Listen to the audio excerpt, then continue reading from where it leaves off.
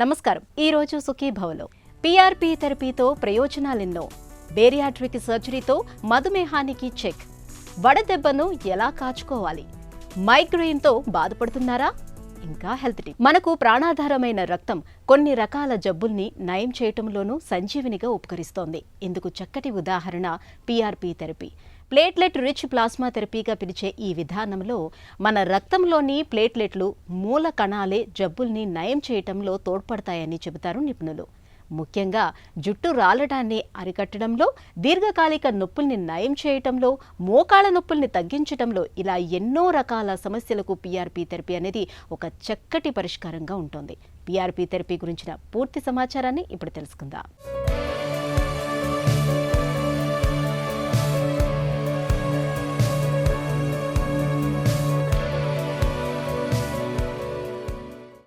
ఇటీవలి కాలంలో పీఆర్పీ అంటే ప్లేట్లెట్ రిచ్ ప్లాస్మా థెరపీ, ఇంకో మాటలో చెప్పాలంటే పీఆర్పీ ఇంజెక్షన్లు బాగా ప్రాచుర్యంలోకి వచ్చాయి.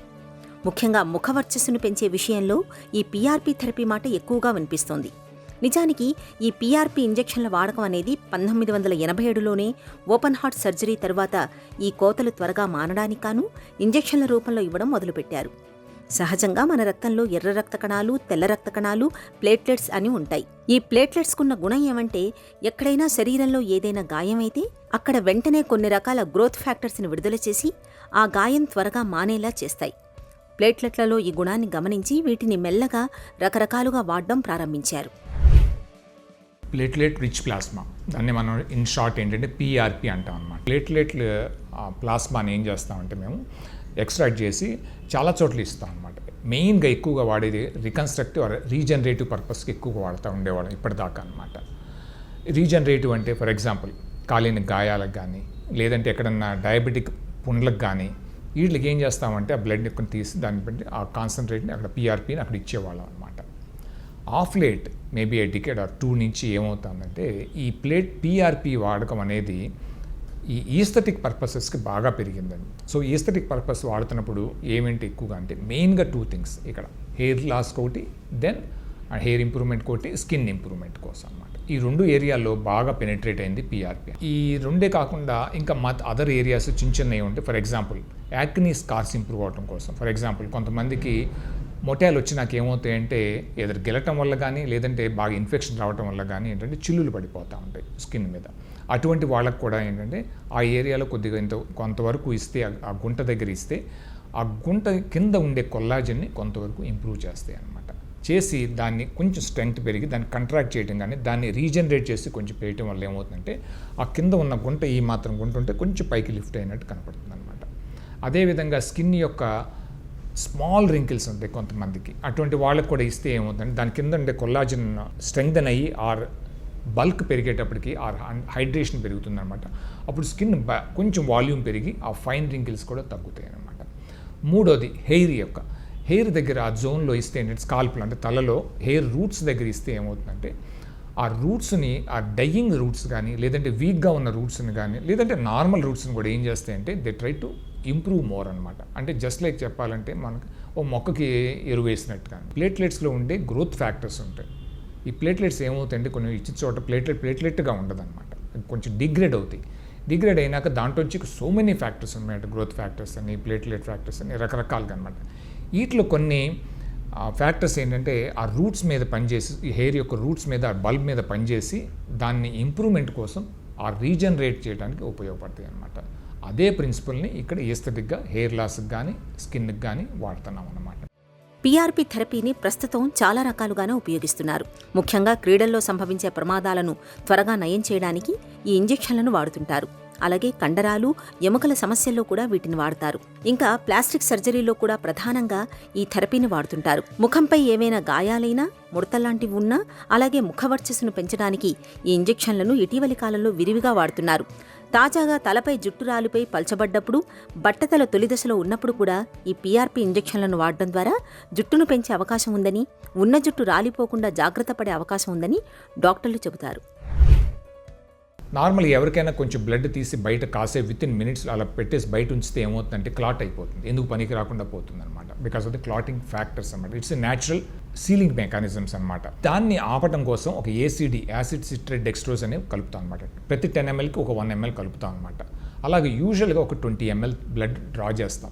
సో ఈ విధంగా చూసుకుని రిక్వైర్మెంట్ని బట్టి ఆ అమౌంట్ డ్రా చేసి దానిని ఏంటంటే ఇక్కడ 2 రకాల మెథడ్స్ ఉన్నాయన్నమాట. ఒకటి ఏంటంటే డబుల్ సెంట్రిఫ్యూజేషన్, ఒకటి ఏంటంటే 2 సెషన్స్లో చేస్తాం.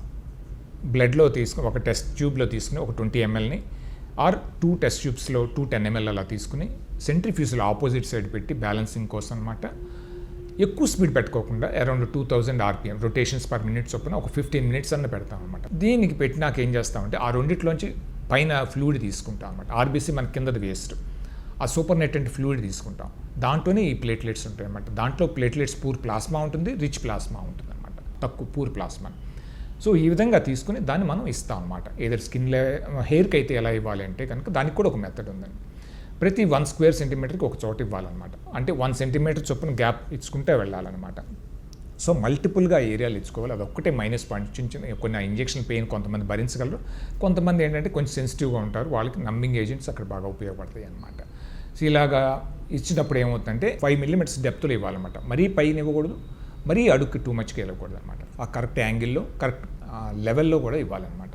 సో ఈ విధంగా చేస్తే డెఫినెట్గా ఆ ప్లేట్లెట్స్ అక్కడ డిసింటిగ్రేట్ అయ్యి దాని యొక్క గ్రోత్ ఫ్యాక్టర్స్ రిలీజ్ అయ్యి ఆ రూట్స్ని ఇంప్రూవ్ చేస్తాయి అనమాట. ఏదో డయింగ్ రూట్స్ కానీ ప్రెజెంట్ రూట్స్ కానీ. అంతేగాని పూర్తిగా బాల్డ్గా ఉన్న ప్లేసుల్లో ఇచ్చామంటే కనుక చాలామంది అనుకుంటారు కంప్లీట్ బాల్డ్నెస్లో కూడా వస్తుందా అంటే హెయిర్ నో, రాదండి. సో ఉన్న హెయిర్ని బాగా ఇంప్రూవ్ చేయడానికి లేదంటే పలసబడిన హెయిర్ని ఇంప్రూవ్ చేయడానికి పీఆర్పీ అనేది కొంతవరకు ఉపయోగపడుతుంది. ప్లేట్లెట్ రిచ్ ప్లాస్మా థెరపీ అనేది విదేశాల్లో బాగా వాడుకలో ఉంది. సర్జరీలకు ప్రత్యామ్నాయంగా పీఆర్పీ థెరపీని బాగా విరివిగా ఉపయోగిస్తున్నారు. మన దగ్గర ఇప్పుడిప్పుడే డాక్టర్లు పీఆర్పీ థెరపీకి మొగ్గు చూపుతున్నారు. ముఖ్యంగా ప్లాస్టిక్ సర్జరీలో, కాస్మెటిక్ సర్జరీలో, జుట్టుకు సంబంధించిన సమస్యల్లో కూడా పీఆర్పీ ఇంజెక్షన్లు చక్కని ఫలితాలనిస్తున్నాయి. బొటాక్స్ అలాగే ఈ పీఆర్పీ థెరపీని కూడా ఇటీవలి కాలంలో అనేక సమస్యల్లో చికిత్సగా వాడుతున్నారు. ఎండలు మండిపోయే వేసవిలో ఒకటే ఉక్కపోతగా ఉంటుంది. వేడి, ఉక్కపోతల ధాటికి చిన్న పెద్ద అందరూ కుదేలైపోతూ ఉంటారు. తీవ్రమైన ఎండలు, వేడి మూలంగా ఒంట్లోని నీరు, లవణాలన్నీ చెమట రూపంలో బయటకు వెళ్ళిపోతూ ఉంటాయి. దీంతో మన శరీరంలో ఉష్ణోగ్రతను నియంత్రించే వ్యవస్థ కుదేలవుతూ ఉంటుంది. ఇలాంటప్పుడు చెట్టంత మనిషి సైతం తీవ్రమైన అలసట, నీరసంతో కుప్పకూలిపోతూ ఉంటారు. ఈ రకమైన పరిస్థితిని మనం వడదెబ్బగా పిలుస్తాం. వేసవిలో చాలా తరచుగా పొంచి ఉండే వడదెబ్బను మనం ఎలా కాచుకోవాలి, వడదెబ్బ తగిలినప్పుడు ఏం చేయాలి మొదలైన వివరాల గురించి ఇప్పుడు తెలుసుకుందాం.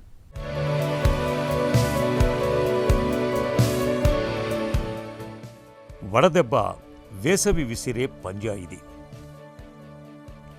వడదెబ్బ అత్యంత ప్రమాదకరమైన ఆరోగ్య సమస్య.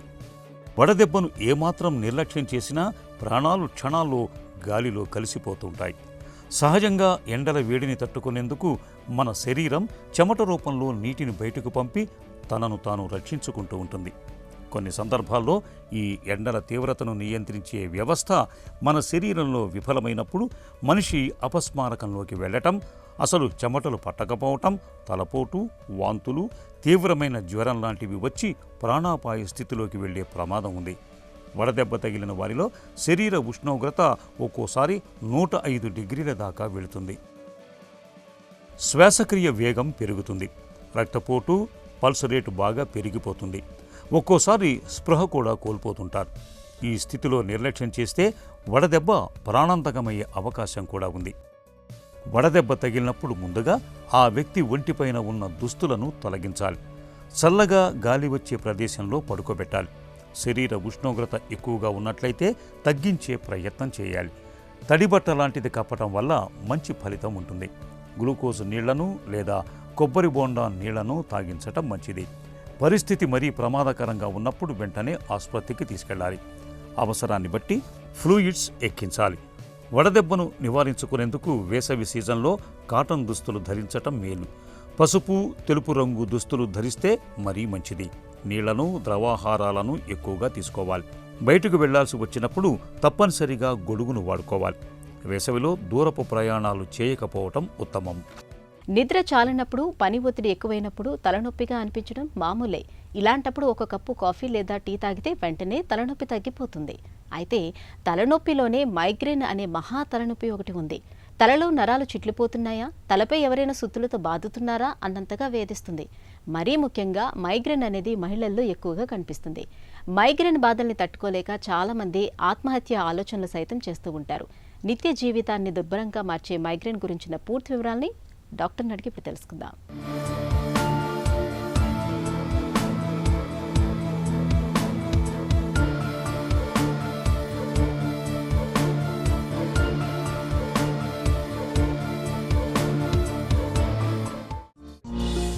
మైగ్రెయిన్ అంటే ఏంటి, ఎందుకు వస్తుంది? మైగ్రెయిన్ అంటే సెన్సిటివ్ బ్రెయిన్. సింప్లీ మీ బ్రెయిన్ చాలా సెన్సిటివ్. మైగ్రెయిన్లో ఏమవుతుందంటే బ్రెయిన్లో చాలా కెమికల్స్ ఉంటాయి, న్యూరో ట్రాన్స్మిటర్స్.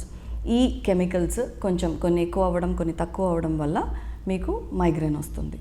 ఇది ఏంటంటే బ్రెయిన్ మామూలుగానే రక్తనాళాలు కొట్టుకునేదా, అన్ని చోట్ల రక్తనాళాలు ఉంటాయి, బ్రెయిన్కి కూడా రక్తనాళాలు ఉంటాయి.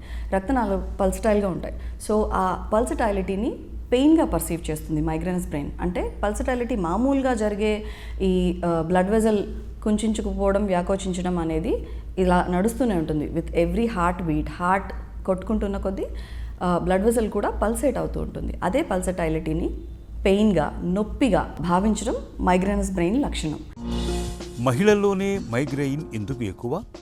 ఉమెన్లో సాధారణంగా యాక్చువల్గా మైగ్రేన్ ఉమెన్లో ఎక్కువ వింటాము, మెన్లో కూడా ఉంటుంది. డజంట్ మీన్కి మెన్కి అసలు రాదు అనేం కాదు, మెన్లో కూడా ఉంటుంది. అంటే మగవాళ్ళలో కూడా వస్తుంది, ఆడవాళ్లలో ఎక్కువ.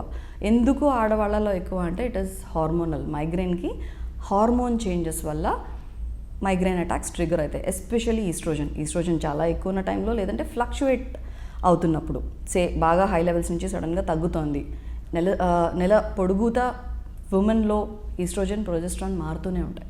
సో ఈస్ట్రోజన్ అట్ 1 పాయింట్ ఎక్కువ ఉంటుంది, ప్రొజెస్ట్రాన్ అట్ 1 పాయింట్ ఎక్కువ ఉంటుంది. సో ఈస్ట్రోజన్ ప్రొజెస్ట్రాన్ రేషియో బాగా ఫ్లక్చువేట్ అవుతున్నప్పుడు, లేకపోతే ఈస్ట్రోజన్ లెవెల్స్ బాగా ఎక్కువ ఉన్నప్పుడు ఉమెన్కి మైగ్రేన్ అటాక్స్ వచ్చే ఛాన్సెస్ ఎక్కువ. కాబట్టి మోస్ట్ ఆఫ్ ద టైమ్స్ ఫీమేల్లో, అంటే ఆడవాళ్లలో మనం మైగ్రేన్ ఎక్కువగా చూస్తాం. మైగ్రెయిన్ లక్షణాలు ఎలా ఉంటాయి? మైగ్రేన్లో ఉండే లక్షణాలు ఏంటి అంటే యూజువల్గా ఒక వైపు పెయిన్ వస్తుంటుంది, హెమిక్రేనియల్ హెడేక్స్. కొన్నిసార్లు కంటి వెనక, లేకపోతే వెనక భాగంలో కూడా హెడేక్స్ రావచ్చు. ఎప్పుడూ కూడా ఒకటే వైపు వస్తుందా, ఒక సైడ్ లాగే రావచ్చా అంటే అలా ఏం కాదు. ఆల్టర్నేట్గా కూడా ఒక సైడ్ రైట్ రావచ్చు, ఒకసారి లెఫ్ట్ రావచ్చు. లేదు కంటి వెనక ఇందాక చెప్పుకున్నట్టు, లేదంటే వెనక భాగంలో కూడా హెడేక్స్ రావచ్చు. హెడేక్కి స్పెసిఫిక్ క్యారెక్టర్ ఉంటుంది. ఏదైతే నేను ఇందాక మీకు పల్సటైలిటీ అని చెప్పానో అదే పల్సటైల్ హెడేక్స్ కనబడతాయి. లేదంటే ధన్ మన కొడుతున్నట్లు, ఇలా ఏదైనా పెట్టి కొడుతున్నట్లు అనిపిస్తుంది. కొంతమందికి జూ జూ జూ జూ అని లాగేస్తున్నట్లు అనిపిస్తుంది. చాలా సివియర్గా ఉండడం వల్ల వీళ్ళు రెగ్యులర్ పని కూడా చేసుకోలేకపోతారు. కొన్నిసార్లు నిద్రలో నుంచే స్టార్ట్ అవుతుంది. తెల్లవారుజామున 3 గంటలకో 4 గంటలకో, లేదు పొద్దున లేవడంతోనో స్టార్ట్ అయిపోతుంది. కళ్ళద్దాలతో మైగ్రేన్ నుంచి ఉపశమనం లభిస్తుందా? కళ్ళద్దాలు ఇండైరెక్ట్గా మైగ్రేన్కి ట్రిగర్స్ ఉంటాయి.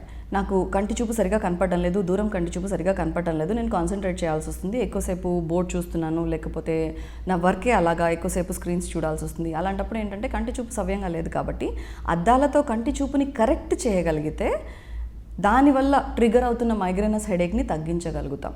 అంతే తప్ప డైరెక్ట్లీ హెల్ప్ చేయవు అద్దాలు. మందులతో మైగ్రేన్ని తగ్గించుకోవచ్చా? మైగ్రేన్ మందులతో ఎలా ఆపగలుగుతాం? మైగ్రేన్ ట్రీట్మెంట్ ఆప్షన్స్ ఏంటి? మైగ్రేన్కి 2 రకాల ట్రీట్మెంట్స్ ఉంటాయి. ఒకటి అటాక్ వస్తే, అంటే తలనొప్పి విపరీతంగా ఉంటే చేసేది అక్యూట్ అటాక్కి ట్రీట్మెంట్. తలనొప్పి రాకుండా చూసుకునేది అంటే ప్రివెంటివ్ మెడికేషన్ ఎవరికి ఇస్తాము అంటే, డిజేబులింగ్ హెడేక్స్ వస్తున్నాయి, ఒకసారి హెడేక్ వచ్చిందంటే నాకు ఆ రోజంతా పోయింది, నేను ఆ రోజు ఏం చేయలేకపోతున్నాను, లైట్ ఆపేసి తలపేసేసుకొని పడుకోవాల్సి వస్తుంది, అంత డిజేబులింగ్ ఉంది అనుకున్న కేసెస్కి ఆ రోజు నుంచే స్టార్ట్ చేస్తాం.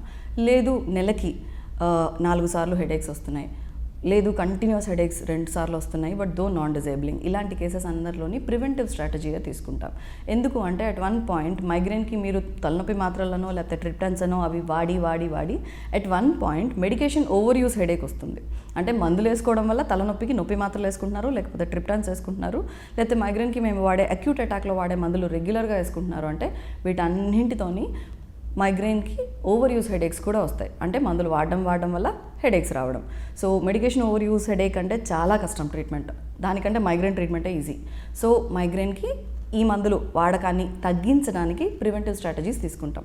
ప్రివెంటివ్ మెడికేషన్లో మాకు రకరకాల ఆప్షన్స్ ఉంటాయి. మనిషి ఏజ్ గ్రూప్ని బట్టి, దాని తర్వాత ఫీమేలా మేలా, ప్రెగ్నెన్సీ, రీప్రొడక్టివ్ ఏజ్ గ్రూప్లో ఏమైనా ఉన్నదా, గర్భం వచ్చే అవకాశం ఉన్నదా లేదా, ఇవన్నీ చూసుకుంటూ ఈవెన్ ఈ మందుల్లో కూడా కొన్ని మందులు వేసుకుంటున్నప్పుడు గర్భం దాల్చడానికి కొంచెం కష్టం. హార్ట్కి సంబంధించి ఏమైనా ప్రాబ్లమ్స్ ఆల్రెడీ ఉన్నాయా లేదా, సో ఇలాంటివన్నీ చూసుకుని దాన్ని బట్టి ఏ మందు తనకి సూట్ అవుతుంది, ఆ పేషెంట్కి సూట్ అవుతుంది అనే దాన్ని బట్టి ఆ మందులు ప్రిస్క్రైబ్ చేస్తాం. దాంతోపాటు ఎప్పుడైనా సివియర్ అటాక్ వస్తే వాడడానికి ఏమేమి ఆప్షన్స్ ఉన్నాయో ఆ ఆప్షన్స్ తనకి ఏది సూట్ అవుతుందో అది 1 or 2 ఆప్షన్స్ రాసిస్తాం. మైల్డ్ హెడేక్స్లో పారాసిటమాల్ లాంటిది కూడా సరిపోతుంది. చాలా సివియర్ హెడేక్స్ వస్తున్నాయంటే మాత్రమే మీకు అక్యూట్ అటాక్కి ట్రీట్మెంట్ ఆప్షన్స్ ఉంటాయి.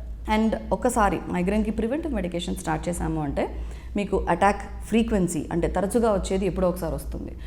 అటాక్ డ్యూరేషన్ ఇంతకుముందు రోజంతా పోయేది ఇప్పుడు 15 నిమిషాలు, అరగంట, గంట దాని లోపల తగ్గిపోవడం.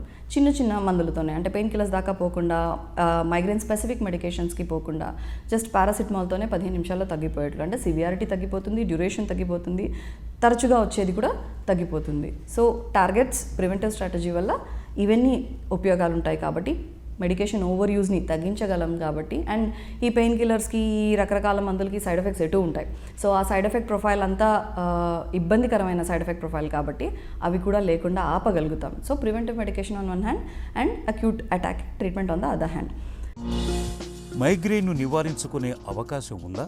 కొన్ని నర్వ్ స్టిమ్యులేషన్స్ ఇవ్వచ్చు, లేకపోతే వేగల్ నర్వ్ స్టిమ్యులేషన్ విఎన్ఎస్ లాంటివి కానీ, లేకపోతే చేతికి సంబంధించి స్టిమ్యులేషన్స్ ఇవ్వచ్చు. డివైసెస్, ఇంప్లాంటబుల్ డివైసెస్ ఇంకా అంత దూరం పోకపోయినా జస్ట్ ఆ మూమెంట్కి మైగ్రేన్ అటాక్ వచ్చిన టైంకి మీరు ఆ డివైస్ ఒకసారి వాడితే సింగిల్ పల్స్లో కానీ లేకపోతే 2 సార్లు కానీ టైం ఉంటుంది. ఒక్కొక్క డివైస్కి ఈ టైంలో వాడాలి, 15-20 మినిట్స్ లోపల మొదలు పెట్టాలి అనేది ఉంటుంది. మీకు ఇచ్చిన డివైస్ని బట్టి కూడా మేము ఇది చెప్తాం. ఎన్ని టైమ్స్ వాడచ్చు, ఎప్పుడు వాడాలి, ఎంత టైం లోపల వాడాలి.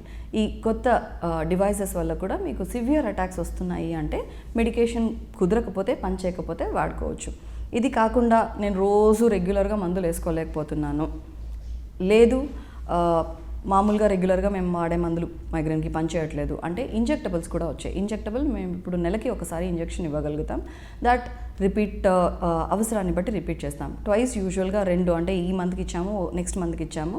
ఒకసారి సైకిల్ బ్రేక్ అయిన తర్వాత కంట్రోల్ రావచ్చు. సో ఇవేవి పనిచేయకపోతే ఇంజెక్టబుల్ ఆప్షన్స్ ఉన్నాయి. దాని తర్వాత డివైసెస్ కూడా ఇప్పుడు కొత్తగా అప్రూవల్స్ వచ్చేసాయి. ఇవన్నీ మనం మైగ్రేన్కి నివారించడానికి వాడచ్చు, అక్యూట్ అటాక్కి కూడా వాడచ్చు. మైగ్రేన్కి ట్రిగ్గర్స్ యూజువల్గా ఏమేమి కనబడతాయి అంటే సరిగా నిద్రపోకపోవడం, టైంకి భోజనం చేయకపోవడం ఆర్ ఫుడ్ తీసుకోకపోవడం, బ్లడ్ షుగర్స్ తగ్గిపోతున్నాయి అంటే మైగ్రేన్ ట్రిగర్ అవుతుంది. దాని తర్వాత ఫీమేల్ అనుకున్నట్లయితే కొన్ని పీరియడ్స్లో అంటే మెన్స్ట్రుయేషన్ టైంలో లేకపోతే నెలలో కొన్ని టైమ్స్లో ఎప్పుడైతే ఈస్ట్రోజన్స్ బాడీలో ఎక్కువ ఉంటాయో ఆ టైంలో మైగ్రేన్స్ ట్రిగర్ అవుతాయి. ఇవి కాకుండా ఏదైనా సీజనల్ వేరియేషన్ ఉంది, ఎమోషనల్ స్ట్రెస్ ఉంది, చాలా స్ట్రెస్ఫుల్ సిచ్యువేషన్స్లో ఉన్నారు, సడన్గా సమ్మర్ నుంచి వింటర్కి వచ్చాము, వింటర్లో హెడేక్స్ ఎక్కువ ఉంటాయి. Okay, at the same time excessive physical exhaustion, చాలా ఇప్పుడు సమ్మర్ ఉంది, చాలా బయట తిరగాల్సి వస్తుంది, స్వెట్టింగ్ ఎక్కువ ఉంది, ఇలాంటి కేసెస్లో కూడా మైగ్రేన్స్ ట్రిగర్ అవుతాయి. ఏదైనా ఫుడ్తో ఎలర్జీ ఉంది అంటే కనుక ఆ ఫుడ్ అయితే అవాయిడ్ చేయాల్సి వస్తుంది. ఫుడ్ ఎలర్జీ ఉన్న వాళ్ళకి ఎలర్జిక్ ఫుడ్ వల్ల మైగ్రేన్ ట్రిగర్ అవుతుంది తప్ప ఏదైనా స్పెసిఫిక్ ఫుడ్ తీసుకుంటే ఆ ఫుడ్తో మైగ్రేన్ ట్రిగర్ అవుతుంది అన్నట్లు డెఫినెట్లీ నో, అలాంటివి ఏమీ లేవు. అండ్ నిద్ర అయితే మాత్రం యూజువల్గా మేము చెప్పేది 7 to 8 hours of sleep a day. రోజుకి 7 నుంచి 8 గంటలు నిద్ర కావాలి.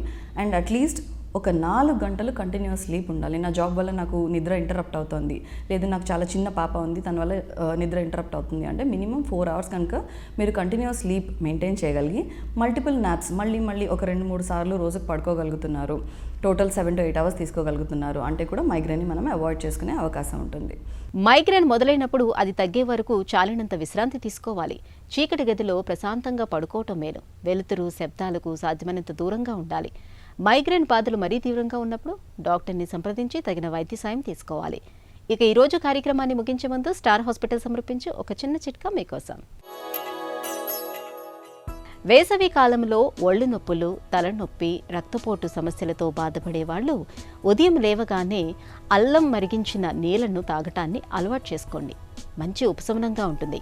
ఈ నీళ్లకు కొద్దిగా తేనె, నిమ్మరసాన్ని చేర్చి తీసుకుంటే వ్యాధి నిరోధక శక్తి కూడా పెరుగుతుంది.